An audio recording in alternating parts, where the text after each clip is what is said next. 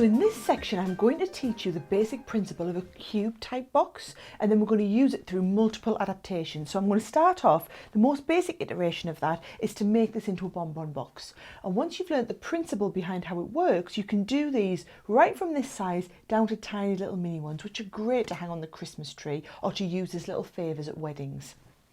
Now, I'm going to start off by, to make the largest size, you need the largest size square of card you can cut from A3. I've worked this. So A3 is 297 millimetres wide, and what I've done is I've squared it off at 297 millimetres long, so just shy on 30 centimetres both ways.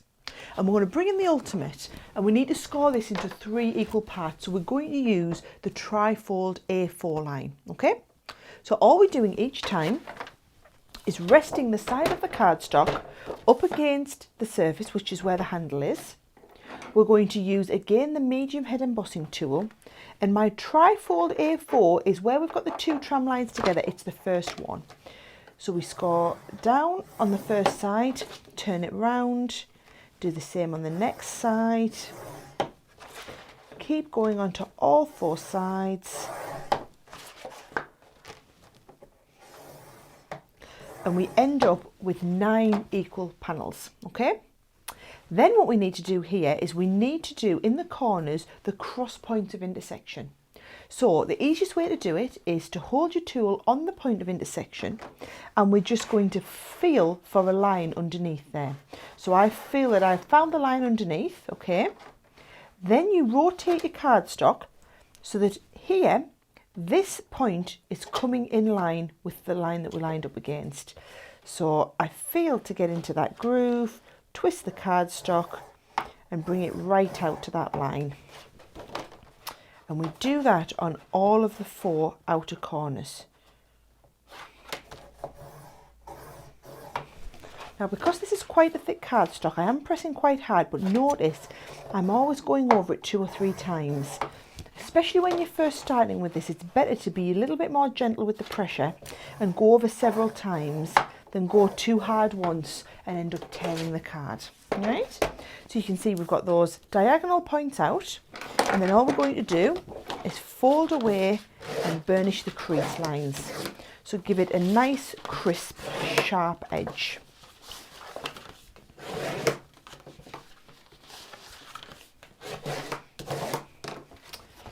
And what I find with these is you want to fold them out and burnish them like this. So same sort of thing, we're just burnishing that crease every time.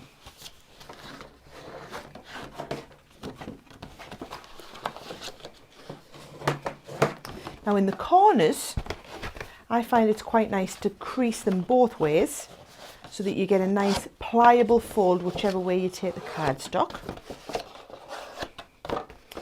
And then you can see how the basic shape of that box comes together, and we just fold in all the corners. Now, to hold it together like this is a bonbon box, all you do is take a hole punch, and in each of the corners we're going to go and cut right across where the crease line is. Can you see? So we're going right up that crease line and just punching out a small hole.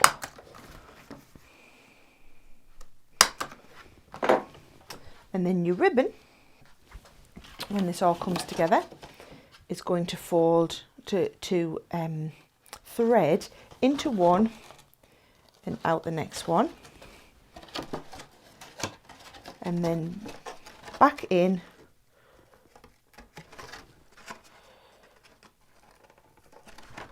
and finally, trying not to lose this end, back out. So you're just weaving in and out each side, and then that will very simply tie into a knot, and you've got your bonbon box. And it really is exactly the same principle. If you're doing it with a smaller size bonbon box, which we will look at in one of the projects in this section, you're always doing it into 9 equal panels and taking the corners out. So that's the first iteration, and that is your bonbon box.